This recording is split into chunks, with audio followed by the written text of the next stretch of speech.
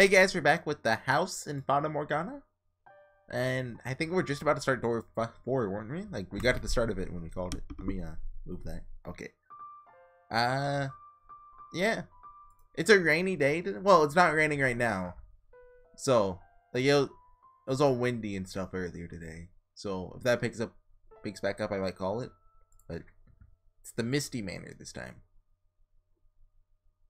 But right now is good, so there shouldn't be any background noise. Slowly descend into the darkness. When? Did that show last time? It must have. I know Doki Doki Literature Club had like hidden messages if you scrolled up. That was a cool part of it. I don't think I ever saw them in my playthrough. But they were there. You can try to remember the past, but it's an absolute utter waste of time. Erase everything, all your sorrows. Wipe them away for a fistful of happiness. Allow me to show you that you have no need of the past. Let me look at my latest video actually. What is it? Fire Emblem? No. Fata Morgana 23. I'm not thinking of into it with stripe options. Yeah, did those not show up? Slowly descended into darkness. That's me talking. The fourth door. It's like 1,000 something, right? This is spooky. 1,099. Yeah, when you're 1,099. Or do you say that 1099?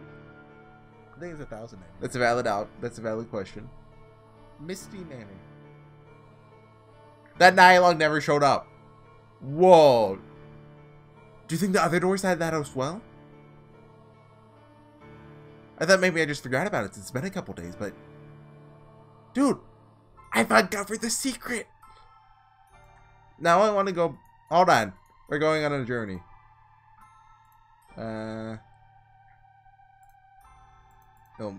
Miliodes. Can we... Are we far enough in that... No, we can't go back for that one, but we could definitely get door 2. Here, if Weeping Manor. No? What about... What is it? The Pig something manor? The Beast Identity? The Fruit? Shall we dance? It's the Fruit, I think. No, we're still... Huh. Oh, right. I remember. I put all my saves over here. Oh, yeah, here. Pig Iron Manor. Oh, that's a cool song. Okay. That is weird. Looks like that's the first case of that happening. That we've, you know, could be, could not be. Who's this talking to us then? It's in red text, so that means this is the truth. Beato, are you here? Anyway, set in a pot. So, I think door 4 is going to be related to our backstory. Like, I'm kind of thinking we're either Giselle, if I'm saying that right, or Michelle, I think their names are, right? I think one of them is the white-haired, well, not the white-haired girl, is us. Talking about this is hard because... Erase everything, all your sorrows. Wipe them away for a fistful of happiness. So this is pulling an Umineko. It's the, you don't need all that, just, well, it's kind of don't think too hard about it. Set on a pot, set it on. Let's get started. 4 minutes in. Also pour water into it. Gather the pieces thereof into it. Even every good piece, the thigh and the shoulder, fill it with the choice bones. What? Take the choice of the flock and burn also the bones under it. And make it boil well, let them seethe the bones of it therein. Thus saith the Lord. Woe to the bloody city, the pot whose scum is therein, and whose scum is not gone out of it. Bring it out piece by piece, let no lot fall upon it.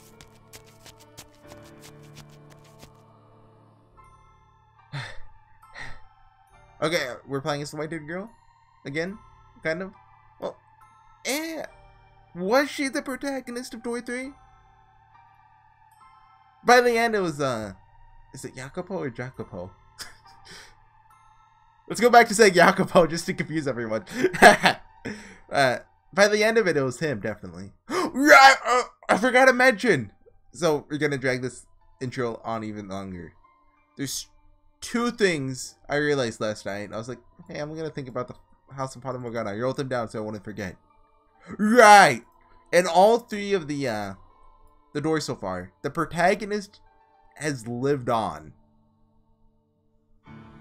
And I don't want to say the white-haired girl does, but like, we never confirm her death, I guess you could say. In Door 1 and Door 3, she may or may not survive. Like, in Door 1, she probably survives. Like, Door 3, she probably dies, but we don't see that. Door 2, we don't, like, there wasn't an autopsy. So, I mean, what was the other thing I wrote down? Yeah, that's what I, okay.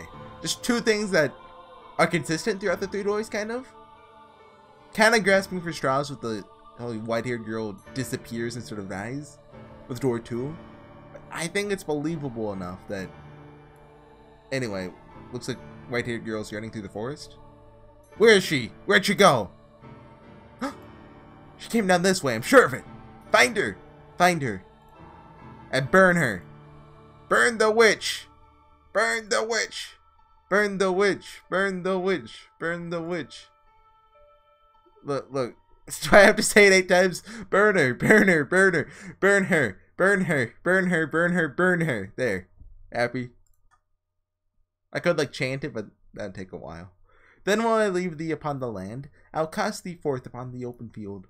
And will cause all the fowls of the heaven to remain upon thee. I will fill the beasts of the whole earth with thee. And I'll lay the flesh upon the mountains. Fill the valleys with thy height.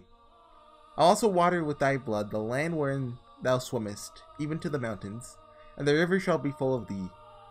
And when I shall put thee out, I will cover the heaven, make the stars thereof dark. I'll cover the sun with a cloud, and the moon shall not give her light. All the bright lights of heaven will I make dark over thee, and set darkness upon thy land. Not sure what's up with this narration. It sounds like something like out of the Bible or something. Seem to have lost them. Now where am I? Where should I go from here? What am I to do? Don't give me choices, game. Come on. Darkness spreads as far as the eye can see. Now the ray of light shines down upon me. All that strokes my cheeks are tendrils of darkness. Every passing day, every fading hour, my world is engulfed in ebony. That's how you say that, right? There exists no kindness in the shadow, only solitude. Lost track of how long I've been on the run. Wandering aimlessly, lost, until I arrived at this dark forest. No longer have anywhere to go. O Father who art in heaven, I kneel to thee within my heart, and ask of thee thy blessing. O Father who art in heaven, ask of thee to shine thy light upon me, and show me the way. Please have mercy upon my soul. O Father who art in heaven, do love thee dearly, hallowed by thy name. Please show me the way. Now, if I recorded this a couple months ago, I could have, made that meme that's dead now, if I talk about it, people will probably get mad at me. And I'll get mad at myself, too. Maybe shunned and persecuted, and I may have no places to go. But nevertheless, I'm able to give up on life, to cast aside my hope.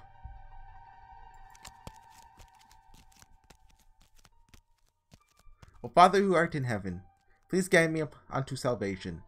O Father who art in heaven, please guide me. I can no longer remember when my life became naught by running, when I became endless wandering in the dark.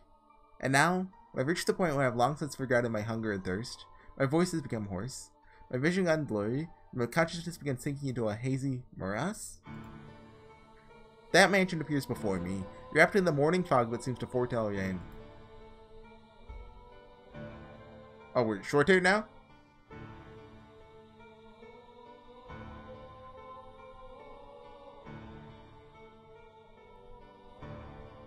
So it goes long hair, short hair, long hair, short hair. It's a pattern. Oh my. The mansion comes into view like the world fading in after a dream. It doesn't appear as though anyone lives here. All the windows are either boarded up or shuttered, as if it's long since been abandoned.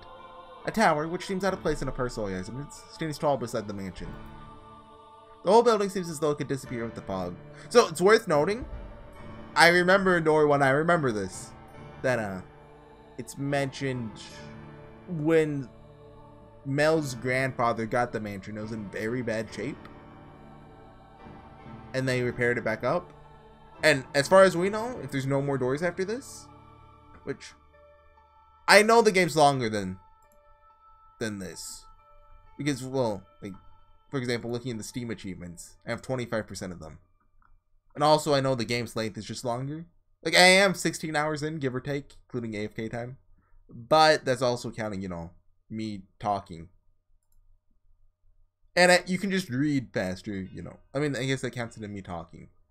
You get what I mean. The whole building seems as though it could disappear with the fog. So I know door 4 is in the end. Well, I presume door 4 is in the end. Like, maybe it's 10 hours long. But I don't know where it'll go after that. What if, like, we go back to, like, door 1, but we see it from someone else's perspective and everything turns on its head?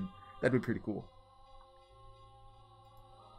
It has an unwelcoming presence, freezing me in my tracks. There's also just a lot of time between door 4 and door 1, so like they could be there, or maybe it's not doors, it's something else. There's an unwelcoming presence, freezing me in my tracks. However, I've talked way too much this episode already. This is where you have led me, and I shall follow your guidance. Having nowhere else to go, this mansion is my only salvation. The light that guides my way. Wait. I just now realized it. The maid isn't narrating this. Ooh. That kind of furthers my point of, is this us? This white-haired girl?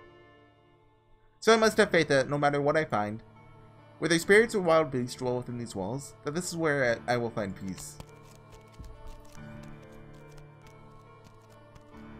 And I'm assuming at the end of this story, I'll be like, okay, now you have to go, you know, like in The Legend of Zelda, how they reincarnate Ganon? Yeah, it's like that. Your demise. I played Skyward Sword, I know how the lore works. Is anyone there? I guess it is abandoned. That makes sense. It would be more unusual for someone to be living in a mansion so deep in the woods, so far from civilization, like it's been forgotten to time. Wait, is the white-haired girl Giselle? I'm probably pronouncing that name wrong. I'll look it up when it becomes relevant. Well, I guess if, but no, when. It's gonna be brought up. It's even on the story page, so I mean. Right? It's on the story page? Yeah, Giselle. A girl with white hair called Giselle. Okay. Anyway. I can't imagine anyone spending their days here. Place my hand on the front door. What if I can't get in? I very much doubt I'll find anywhere else to stay wandering around through the woods. If the door doesn't open, then I'll die out here in the forest. Come to accept much, but I'm not ready to forfeit my life yet. I guess that makes sense. Please open. The door is heavy, though it seems to protest my attempts to enter. Still opens much easier than I was expecting. I was worried over nothing.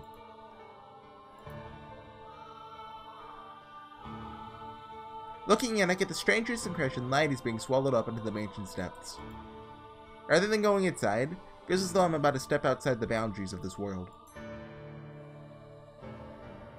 When I close the door, it's so dark I can't even tell where I'm walking. I wonder if the window's open. Though I managed to fumble my way over to a window, it's tightly shuttered, and the shutters are caked with rust. Probably not getting it open without a fight. Only had some source of light. Can't even see my hand waving in front of my face. It feels like the floor will fall out from under me, and I'll sink into eternal darkness if I don't watch my step. Fighting back that fear, slowly walk forward, tracing the wall with my hand. There's a door at the end of the long corridor. I pull it open, and a wisp of bone-chilling air brushes past me.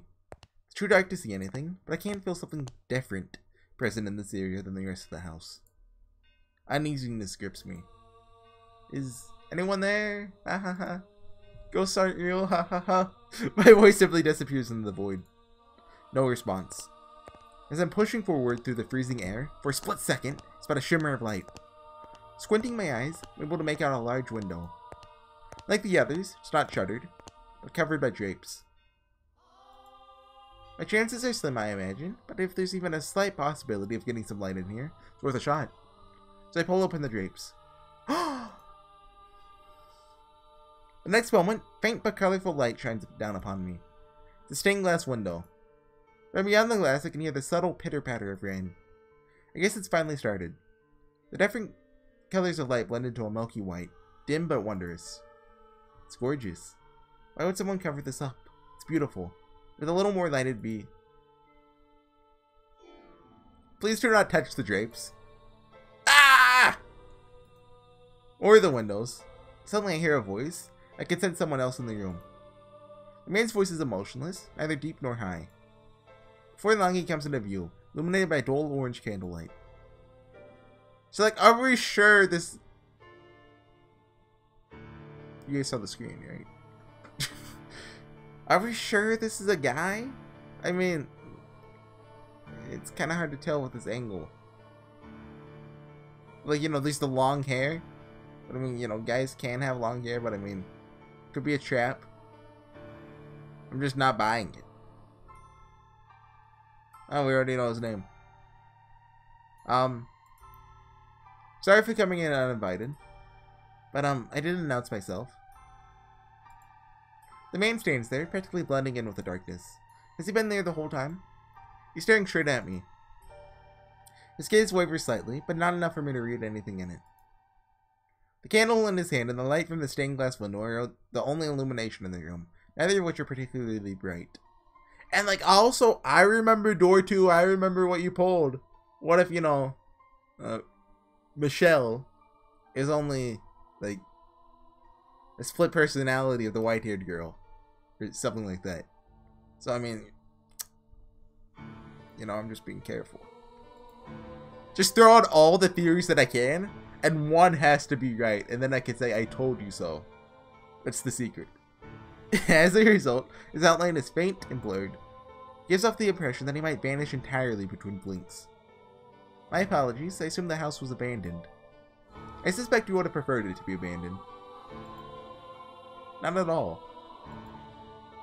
I remember this happened last time. Well, last time. Is this, do you live in this mansion? Yes, I have for a very long time. Thought I had barred the front door, but it seemed I left it open. What brings you here? If you're lost, I'm happy to give you directions. There's a village west of here. It'll take you maybe half a day on foot. If you're in need of money, help yourself to some of the furniture. Trade it for food at the village, then make your way to a larger town. Please allow me to stay here. Could you repeat that? I cannot go to the village, but I cannot go anywhere. I'm no longer able to freely return to any town. I'm being hunted. You seem rather young to be a sinner. So you have transgressed. What does that mean? Neither a thief nor an adulterer. If I bear any sin, then it has been with me since birth. I'll do everything I can to stay out of your way. Simply ask that you grant me shelter until it all blows over. If you wish to know of my transgression, I will tell you. So please, do not throw me out. I see. Do you ask this of me aware of how people refer to this mansion? Pardon? It is said that a witch once lived in this house.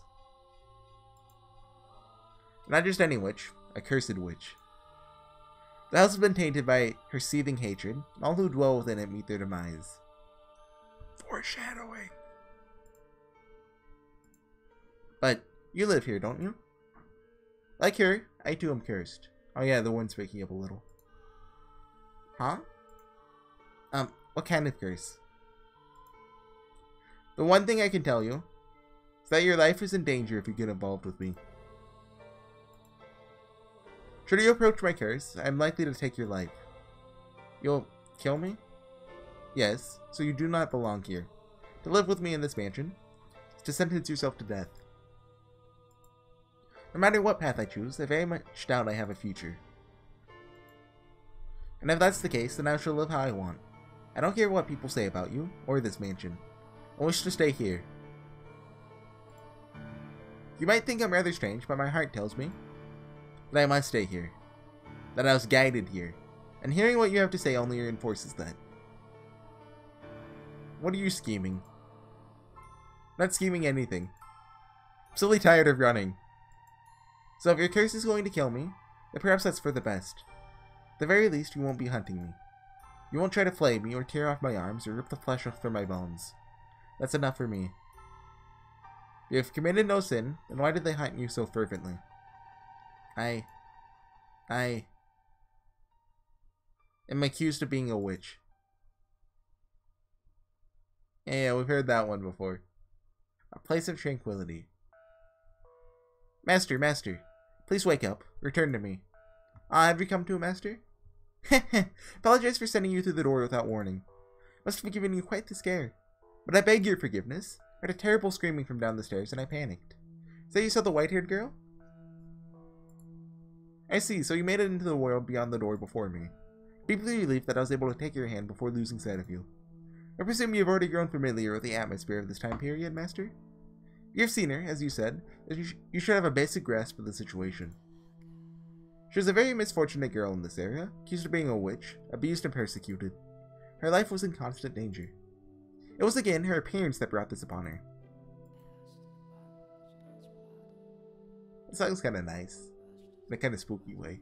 Now, what Snow White girl and her ruby red eyes clearly differentiated her from everyone else. Oh, and I apologize. I neglected to mention that this story is unique. As for what sets it apart, they'll be made clear as we proceed, though one difference is in the time period.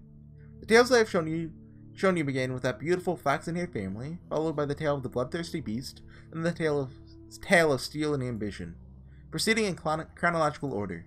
However, the door we have just entered takes us to the period now known as the Middle Ages, long, long before the other three tales, I've noticed. Yes, that is correct. This is where it all began. The mansion's curse, the truth of the witch, and your identity. All of this should be made known. If after this tale, you're still unable to reclaim your old self, then there's nothing more I can do. The story contains the last tale I'm able to tell you.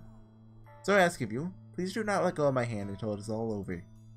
Now then, let us begin a beautiful, tragic love story of the two solitary souls trapped in a mansion of darkness. How does he get food if he doesn't leave the mansion?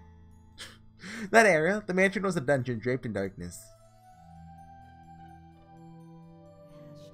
After a great deal of time on the run, the white-haired girl found herself a remote mansion that stood in a dark, overgrown forest. All the windows were either boarded or shuttered. Man, we already got this far. You could skip ahead. And it was even darker inside the house than out.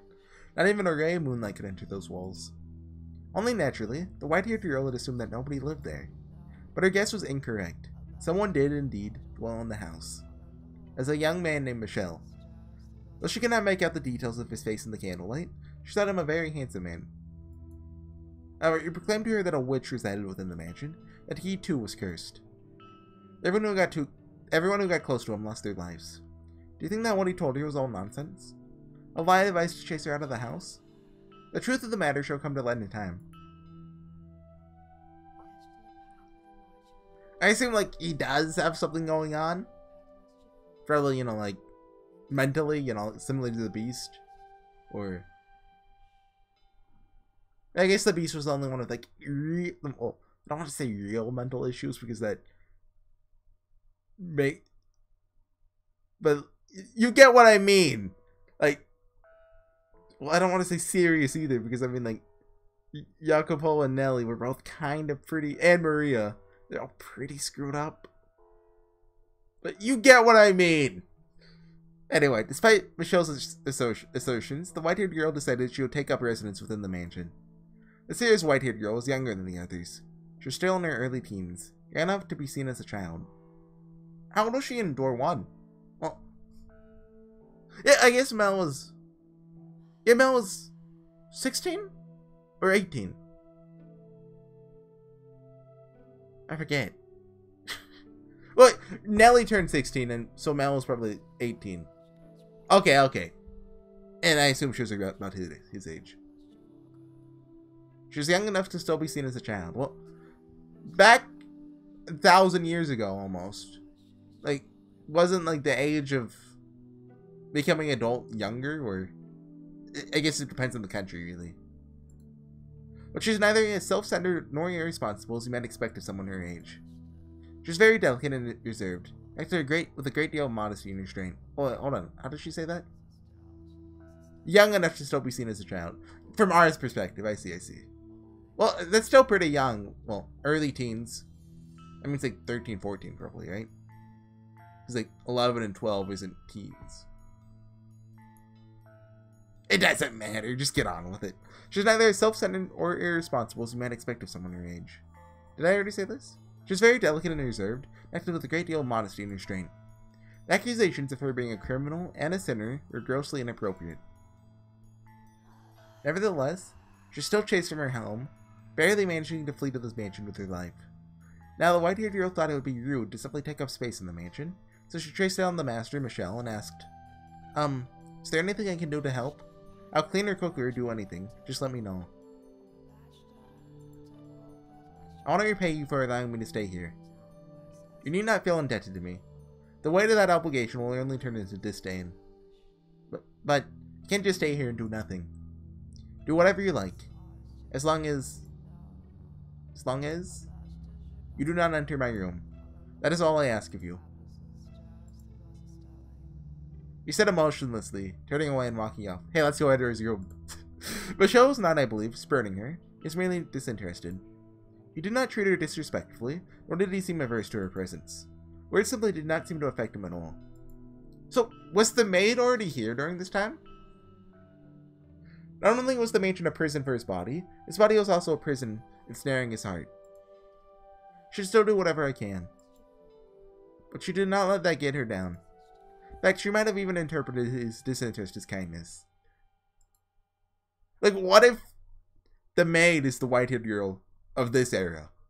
Or Michelle?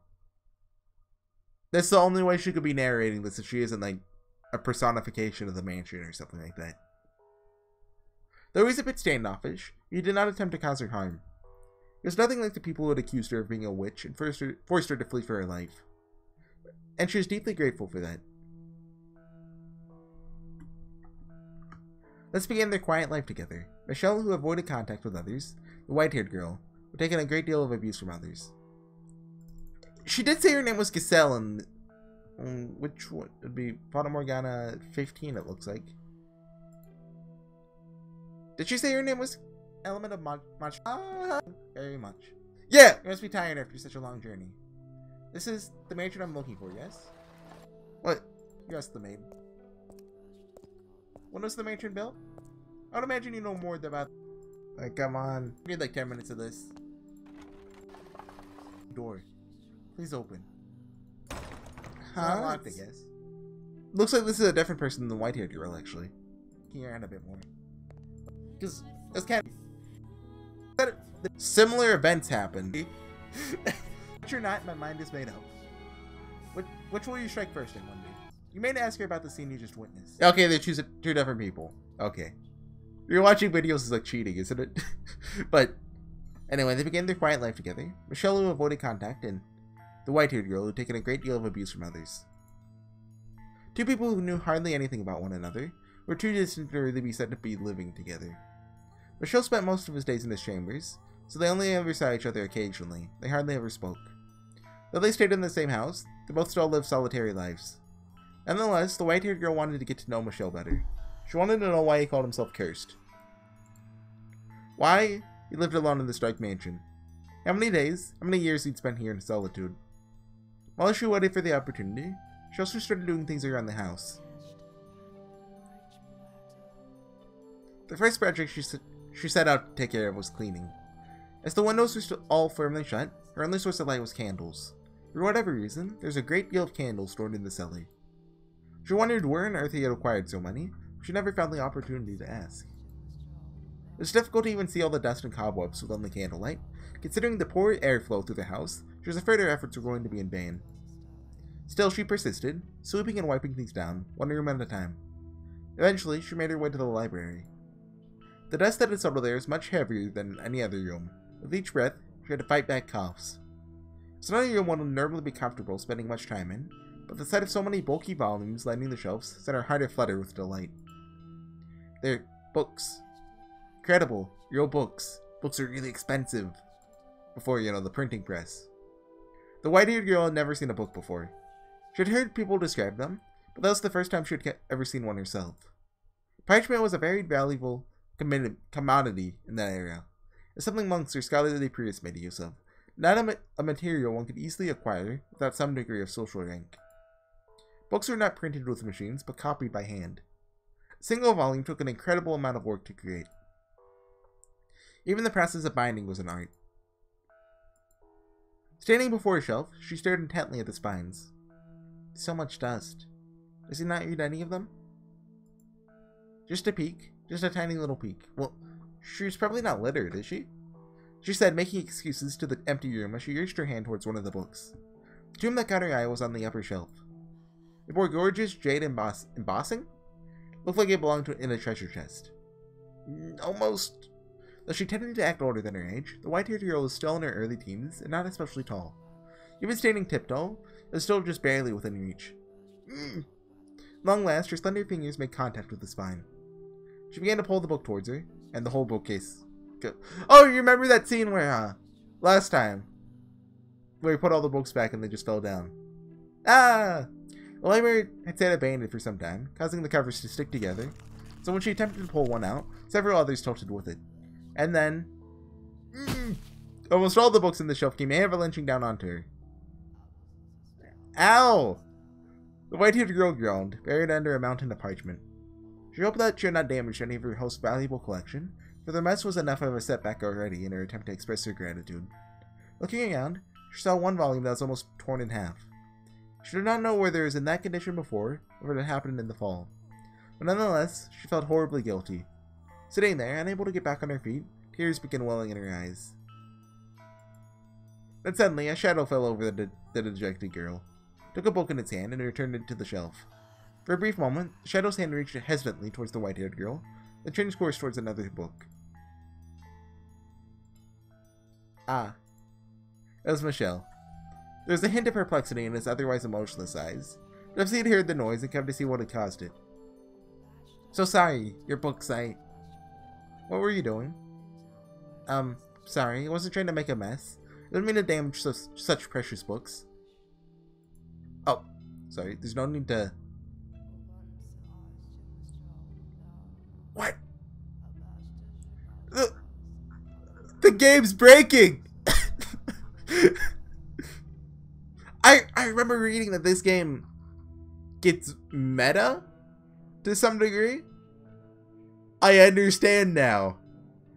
The game's falling apart on us. There's no need to... It started with a P, so I'm gonna say there's no need to pout. I'm sorry. Make it sound as though I'm admonishing you. Wonder... Well, no, that's a 5-letter word, not pout. Don't need to... I don't know. What? Do you want to read a book? I do, but that's not what I originally came here to clean. Clean? Yes, I felt guilty simply being idle. I did say you could do as you pleased, but you have no responsibility to clean anything. I just ended up making a bigger mess anyway.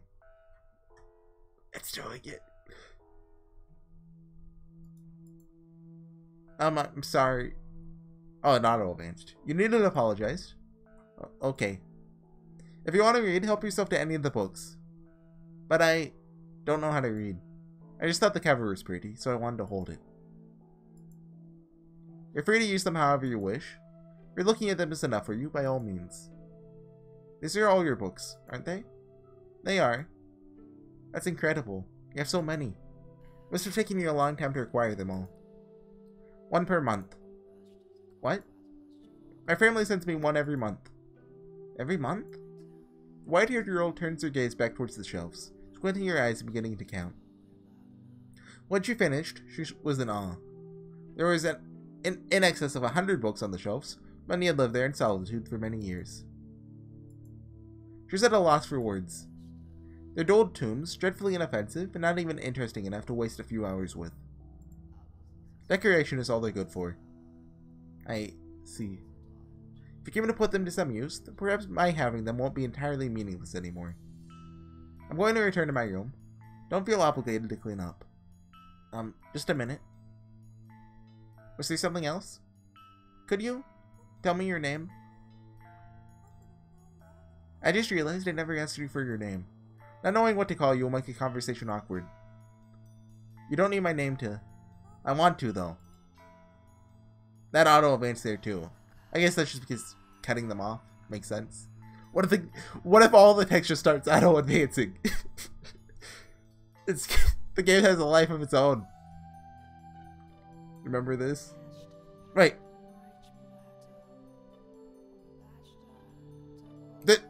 This is...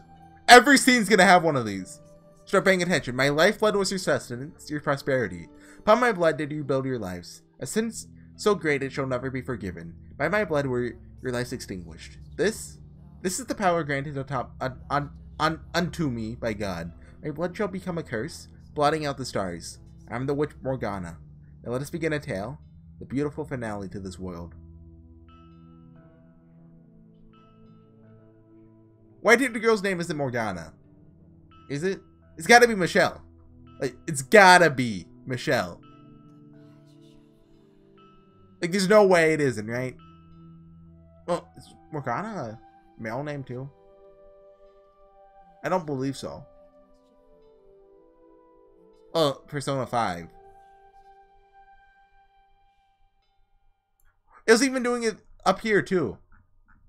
Like, this is cool, but it's also mildly inconvenient if I click too fast.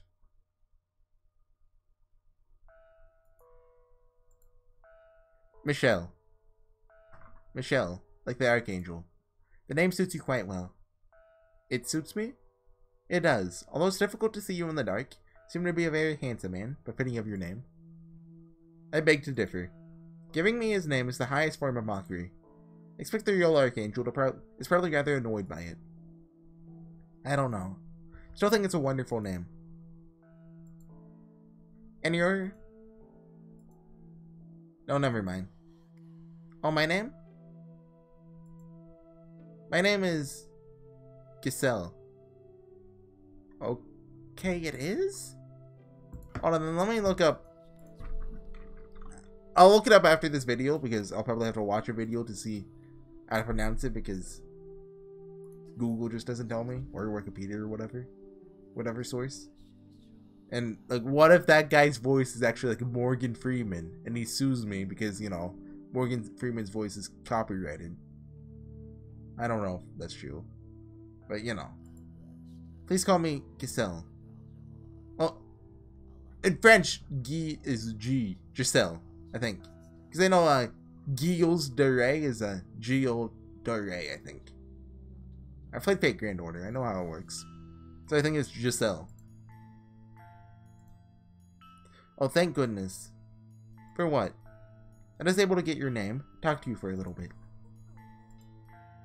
We haven't seen much of each other since I first arrived, so I'm glad I got to hear your voice.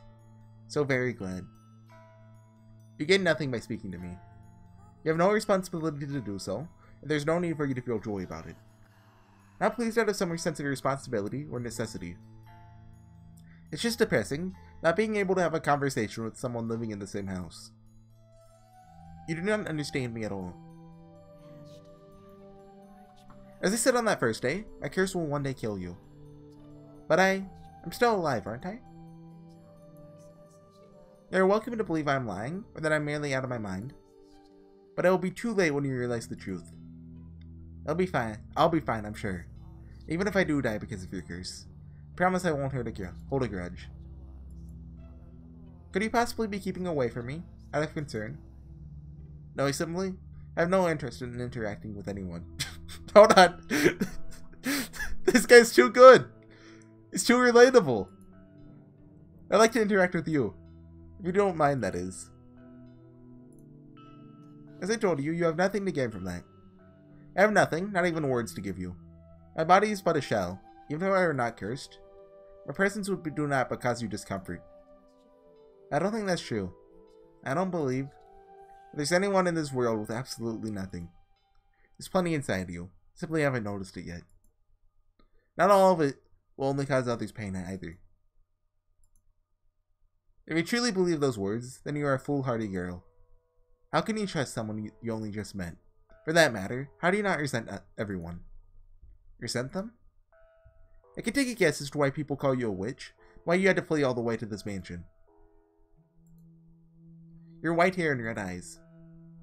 That abnormal, seemingly inhuman appearance drew their condemnation. How do you say that? Condemnation? Oh no, it's condemnation. And I could also think of any number of reasons that might have started treating you less than human. Perhaps people around you experience misfortune. Perhaps there's a natural disaster, a famine, plague, some kind of external phenomenon. And you are their scapegoat. Yes, you are by and large correct. Then that would make me as unworthy of your trust as anyone else. I make no claim as to having your interests in mind. Goodbye. If you don't mind, could you teach me how to read sometime? Did you listen to anything I said? I listened, yes. I have no intention of idolizing you.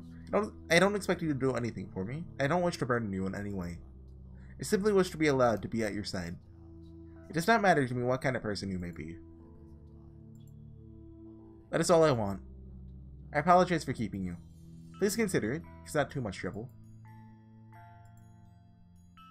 It's the master of the house, Michelle, made his way out of the library. He appeared to be slightly rattled. Perhaps the white-haired girl's determination had ignited something in his chained heart. Perhaps it was just something else. She studied down the darkness into which Michelle had disappeared. Then she carefully wrapped her arms around the jade embossed tomb. Is it tome or tomb? One's the book, one's like a graveyard thing. A soft smile spreading across her lips. He's a decent man, I'm sure of it. Or alike, he and I. And thus began to blossom within her a faint sense of fellowship. Someone who knew solitude. Who also knew solitude.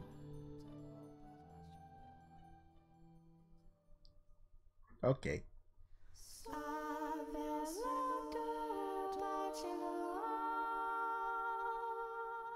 That's a new one? What's this thing gonna be called this time? I'm gonna call it here. The Cursed Man. Or the Cursed Man if you just wanna, you know.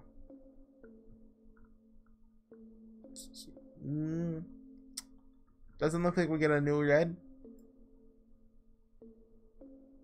Come on, Morgana, talk to me.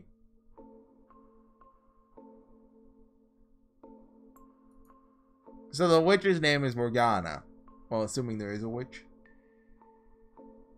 Well, I can't talk about that. Please understand. Yeah, that's about it. I'll call it there. Let's go make it save. I'm not sure what's going on anymore. But something's happening, definitely. Like, the scrolly up text wouldn't just X out just for the fun of it. Right? I don't know why it's like this, but something's happening. So I'll see you guys next time. When,